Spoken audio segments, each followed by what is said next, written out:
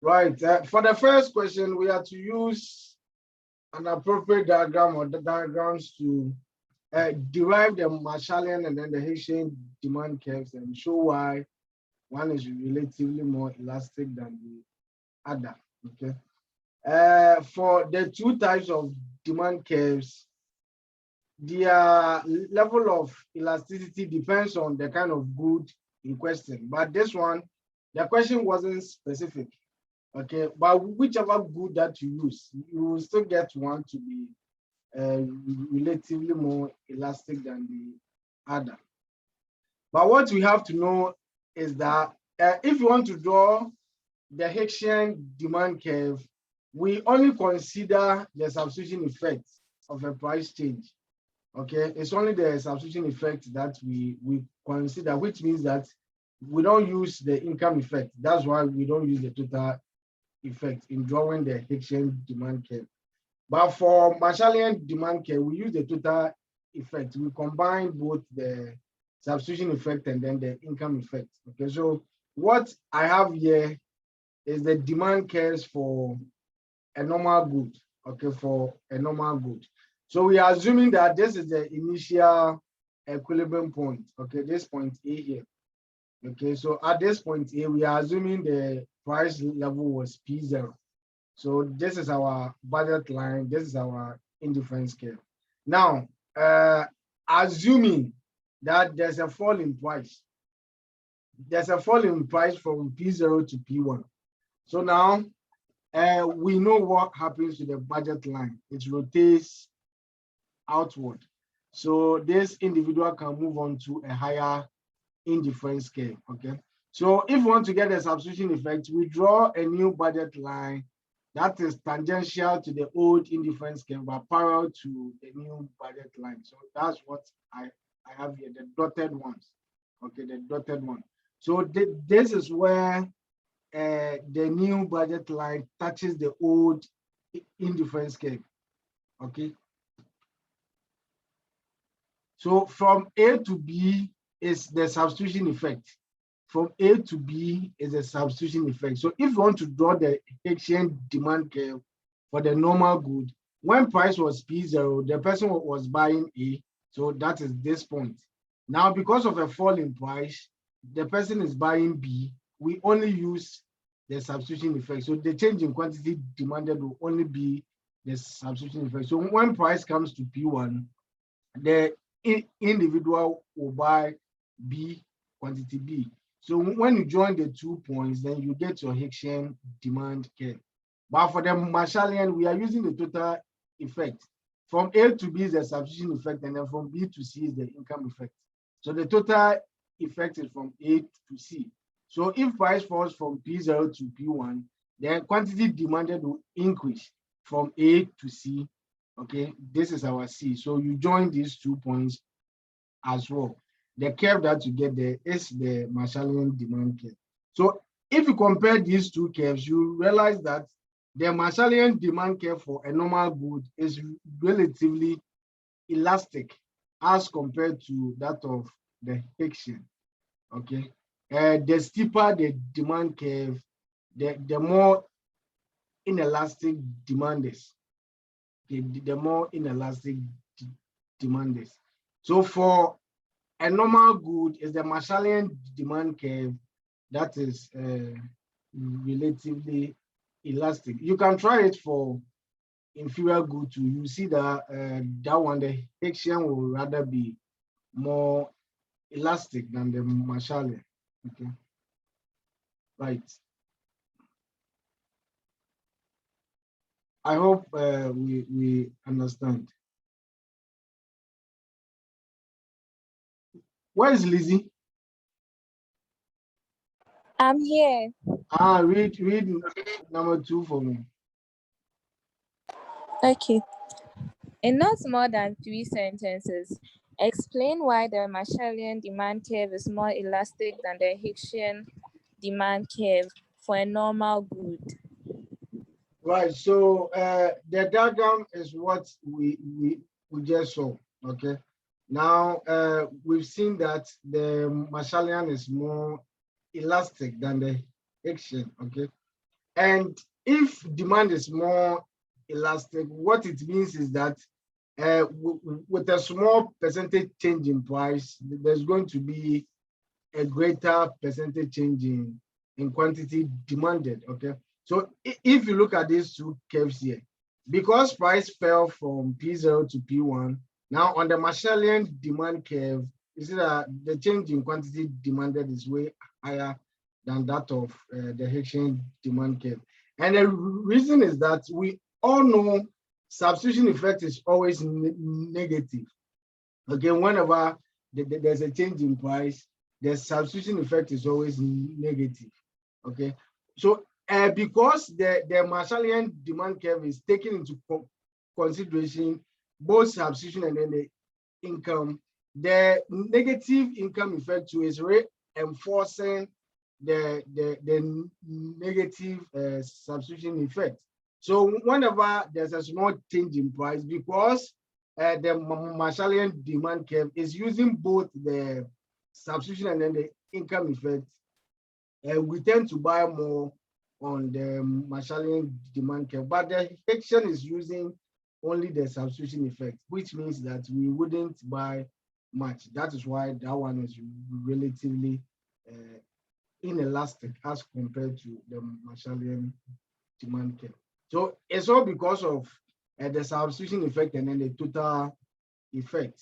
Hicksian is using only the substitution effect, and then Marshallian is using both the substitution and then the income effect. Okay, so you can try this for the inferior good. You can try this for the inferior good.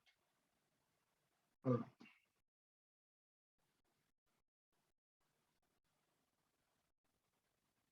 Okay, Lizzie. Question 3. Illustrates by means of indifference curves the type of preference and taste implied by the following statements. A. What good is a can of food if you do not have a can opener? Okay, let's take to Okay. let's deal with the A. Now, you see that we've held an assumption that most indifference curves are convex. It's not always like that. Some are straight lines, some are L-shaped, some are even concave. Okay, so in questions like this, you just need to know the relationship between the two groups in question. Here we are talking about kind of food, okay, and then an opener. So what is the relationship between these two goods? The two goods they are used together. Okay, they have to be used together before you can attain whatever satisfaction that you want. Okay, so this is just the indifference curve for such goods. When the two goods are jointly demanded, it means that if you get one without the other, there will be no use at all. Okay, so if you remember, for such goods, the indifference curve is L-shaped. Okay, so if you get one kind of food, then you get one opener. That should work for you because you can use it to open up the can. Okay, right. And then for the B2, Lizzie. B. When I get a sleep attack, no amount of noise is unable to disturb me. So what is the relationship between these two goods? Okay, here the person wants to rest. Okay, and there's a presence of noise. But he's saying that if he gets this attack, whether there's noise or not, he can still rest. Okay, so he sees noise as a neutral good. Whether he consumes it or not, he doesn't care. Okay, he only cares about the good that he or she is interested in. So if noise is a neutral good, then this is how the indifference curve is.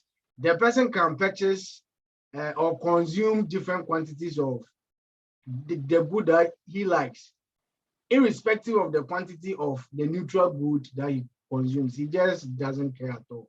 So if you see noise as a neutral good, then this is how the indifference curve looks like. Okay, so what you are interested in is to get more quantities of the good that you are interested in. You are just not interested in noise. You don't care about the quantity of noise that you consume. Right.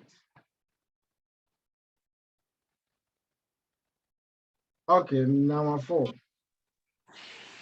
Explain the relationship between the goods described below in terms of what their indifference curve probably looks like. A. Consumer A gets 10 units of utils out of buying 2 units of good X and 2 units of good Y, but receives no additional utility when buying additional units of only good X. Okay, thank you. So here the person was consuming 2 units of both, and he was getting a certain level of satisfaction. Now he tries to buy an additional unit of X without buying any Y. And from the statement, when he does that, he's not getting any satisfaction at all, which means that you cannot use the good X alone. You need units of Y before you can get any level of satisfaction from the goods, which means that good X and good Y are supposed to be jointly consumed. Okay, so it's just like the first one that we saw. But I just brought the numbers here just to indicate what is stated in the question. Initially, the person was consuming 2 units of X and then 2 of Y. Now, if you want to consume 4 units of X, you need to increase the quantity of Y before you can get a different level of satisfaction. So here, you can still use just 2 of X and 2 of Y. The additional 2 that you buy will just go to waste, okay, because you need quantities of Y before you can enjoy the quantities of X that you are buying, and to enjoy the quantities of X that you are buying. So it's just like the first one that we saw. All right, Lizzie B. Suppose we have 2 goods, A and B, where more is better is true for good A, but not good B. What does the indifference curve generally look like in this case? All right, so for good A, more is better, which means we are talking about a good. But for B, the more is better assumption doesn't work there, which means that the person sees B as a bad. And for bars, we don't need them at all. Okay, so if you see noise as bad and you want to rest, you just want to decrease the quantity of noise that you consume, decrease it to the barest minimum. So this is how the indifference curve looks like. You try your best to move towards the good that you prefer more. Okay, but the good that you prefer less, by the time you get to a point like this, it means that you'll be consuming only good A and no unit of B, and you prefer it like that because you don't get any satisfaction from consuming B. Okay, so this is how the indifference curve looks like. Okay.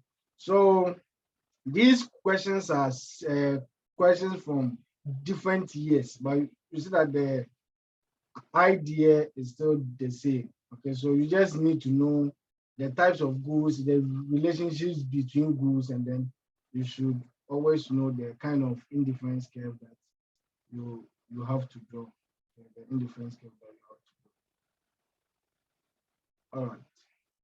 Please, if you have a question, you can just test it. I will see if I will attend to you. Okay, Lizzie. Question 5. Illustrate and explain the logical inconsistency. Okay. What? Hello. Yes. Who's that one? Yes. Network need to call you in the second diagram.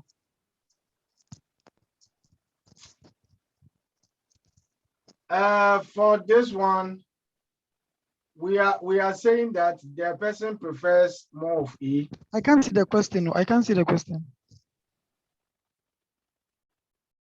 Suppose we have 2 goods, A and B, where more is better is true for good A, but not good B. We have to use indifference curves to show this type of preference. Okay. So we are saying that we prefer more of A, but we don't prefer more of B. So we'll try our possible best to get more of A and less of B. So the indifference curve will be moving towards the good that we prefer more of. Okay. So that we can move away from the good that we prefer less. So we see good B to be a bad, okay, but A is a normal good that we would like to consume more, okay. So that is that. All right, Lizzie. Question 5. Illustrate and explain the logical inconsistency when two indifference curves cross. Okay. So we want to know what law or axiom is disobeyed when we have two indifference curves crossing each other. If you remember the axioms, we have more is better. We have the axiom of transitivity, okay, where if you prefer A to B and B to C, then you have to prefer A to C, hypothetical syllogism. So here, let's take these two indifference curves. I didn't name them, but yeah, assuming this is the first one, this is the second one. If you look at bundle A and bundle B, the consumer is indifferent between these two bundles, right? Okay. And then for bundle A, the person is indifferent between A and B because they are all lying on the same indifference curve, okay, on the same indifference curve. And then if you look at A and then C2, because A and C2 are lying on the same indifference curve, then they are supposed to be the same. So the consumer is indifferent between A and then C. But if you compare B and then C, you realize that B is on a higher indifference curve as compared to C. This is violating the transitivity rule because if you are indifferent between A and B, and at the same time indifferent between A and C, then you have to be indifferent between B and then C. Okay, you have to be indifferent between B and C, which is not the case here. Here, the consumer will prefer B to C. So it is violating the axiom of transitivity. Okay, so they are not supposed to cross each other. It's not just indifference curves. When you look at production to isoquants are not supposed to cross each other. The same idea, okay, the same idea. So this is the logical inconsistency that indifference curves crossing each other brings. All right, number 6. Illustrate and explain the logical inconsistency that occurs when an indifference curve has an upward sloping curvature. All right, so if we look at the second diagram too, we can see that both bundles A and B lie on the same indifference curve. Okay, so per definition of indifference curves, then the person should be indifferent between A and then B, but this is not the case here. If the person is indifferent between A and then B, see, this is the bundle of the combination of the two goods that the person will consume if he chooses bundle A. But if you go to bundle B, you realize that you are consuming more of good X, and then for good Y2, you are consuming more. And there's an assumption that more is better than less.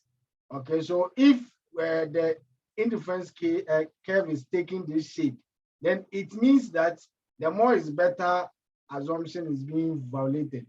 Because you have to tell me that A is the same as B, so the person should be indifferent between A and B, but no consumer will do that. The person will prefer B to A, okay, even though they are on the same indifference curve, which means that the more is better assumption or axiom will be violated. So Please when can you it take takes, that explanation again? come again. Can you take that explanation again? Okay, for per the definition of indifference curves, whichever point that lies on the same indifference curve are supposed to generate the same level of satisfaction, okay? The utility level shouldn't change. It doesn't matter the bundle that you choose. So if you look at this indifference curve, both bundle A and B are on the same indifference curve, which means that the level of satisfaction that you get from consuming B should be the same as the level of satisfaction that you get from consuming A, okay? But if you look at these two, bundle B contains higher quantities of both goods than bundle A. So if the consumer tells me that he's indifferent between A and then B, then he's not obeying the more is better assumption. If you're a consumer, if you are a rational consumer, then you should always prefer more to less, provided we are talking about a good, okay? So if the indifference curve takes this form, then that assumption will be violated, which means that B will not be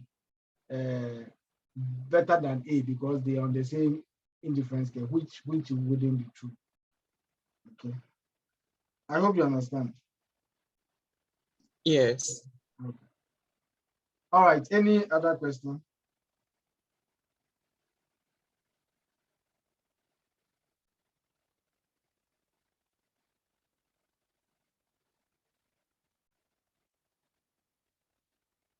All right. Let's move. Hello, sir. Yes. Hello. Yes, I'm here. Please, good Yeah, good evening. evening. Hello. Yes, Please, I'm listening. understand the one that's on top. Which one? Please, the Marshallian and the other one, please. I didn't really get that one. Oh, Audrey. Audrey.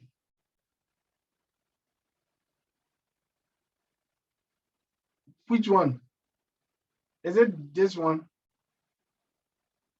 Yes, please. Okay. Right.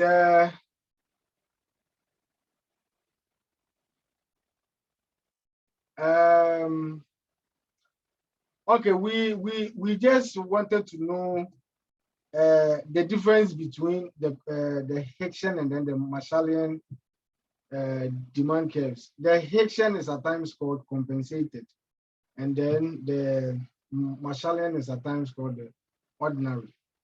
And I'm saying that depending on the good, if the good is a normal good, one of the curves tend to be more elastic than the other, just like when it's an inferior good. So what's, to my best of understanding, the question wasn't specific, so you can just use any of the goods. You can still get a desired solution, okay? I'm saying that the Hicksian demand curve only considers the substitution effect, okay? Only the substitution effect. But the Marshallian uses the total effect. So this is the initial budget line with the price of P0, okay? And then there's the initial indifference curve. So this was the equilibrium point. The person was consuming A of good X. So at P is equal to 0, we'll buy A unit, okay? Now, there's a fall in price. So price has fallen from P0 to P1. So the budget line will rotate outwards. You have to draw your new indifference curve, okay? For you to get the substitution effect, you draw a new budget line that's tangential to the old indifference curve, but parallel to the new budget line. So where it touches the old indifference curve, that is the substitution effect. So from A to B is the substitution effect. Then the income effect is from B to C, okay, from B to C. So if you want to draw the Hicksian demand curve, you only use the change resulting from the substitution effect. So A to B, A to B. So as price fell from P0 to P1, the quantity demanded has fallen from A to B. So that's what we have here. We just join these 2 points and then you get your Hicksian demand curve. But for the Marshallian, it uses the total effect, and the total effect is from A to C. So as price fell from P0 to P1, the quantity demanded increased from A to C. So P1 quantity demanded is C. So this one too, you just join the 2 points, okay? Joining the 2 points, you get your Marshallian demand curve. So from this the diagram here, you can see that the Marshallian demand curve is relatively elastic than the Hicksian demand curve. Relative elasticity just means that when price changes, there's a greater percentage change in the quantity demanded. Can you hear me?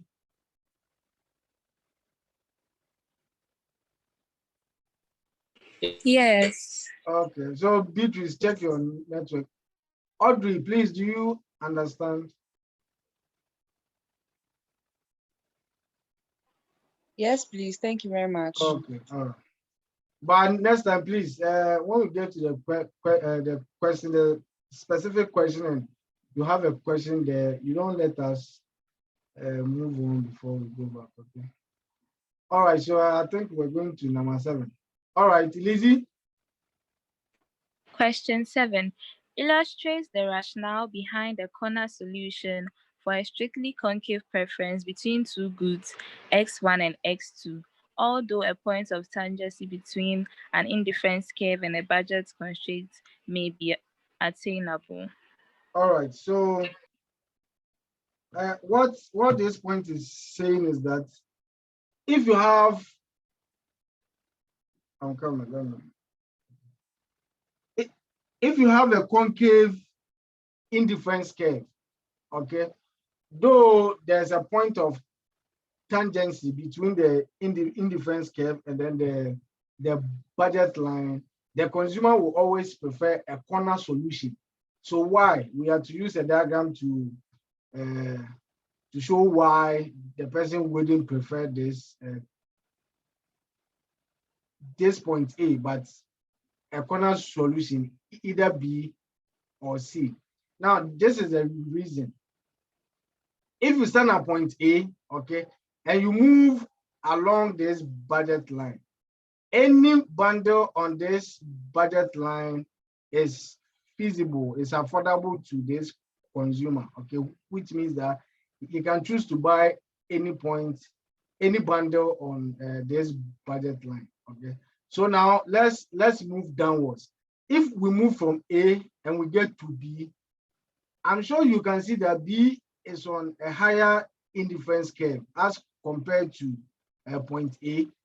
And we know that the farther away indifference curves are from the origin, the higher the satisfaction that the consumer gets, which means that this consumer will prefer point B to point A because point B is affordable because it's on the budget line. And then 2 is on a higher indifference curve. So why should I go for point A? First, let me remind you of the convex one. You see that this is how the convex one looks like. Assuming this the and then this one, and then this. Just assuming that even this one crosses the budget line, okay? We can choose not to buy A, but let's say we want to buy B. If you buy B, just know that B is on a lower indifference curve as compared to A. So we prefer buying point A to point B. If we go to C, C2 is on a lower indifference curve as compared to C and to A. So then we still prefer A. Now, if you want a point here, because this indifference curve is higher than this one, just know that this indifference curve is outside your opportunity set, which means that you cannot buy any point on this indifference curve. So the best bundle that you can buy is bundle A. If you buy bundle D here, you are just not maximizing your utility. So for this one, when the indifference curves are convex, the point of tangency is just the optimal point. But if the indifference curve is concave, then we are not getting this solution. So if we move down to B, then B should be preferred to A because B is on a higher indifference curve. So we wouldn't buy bundle A. And then if we move up and we get to C, you will see that C2 will be preferred to A. It will even be preferred to B because C2 is on a higher indifference curve. Okay, so if the indifference curve is concave, then we will always have a corner solution rather than choosing the point of tangency. Okay, so this is the reason why for concave indifference curves, though there's a point of tangency between the budget line and the indifference curve, the consumer will always go in for a corner solution. Okay, I hope we understand.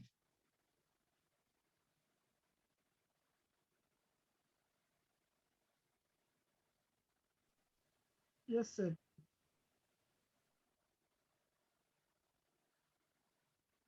Okay.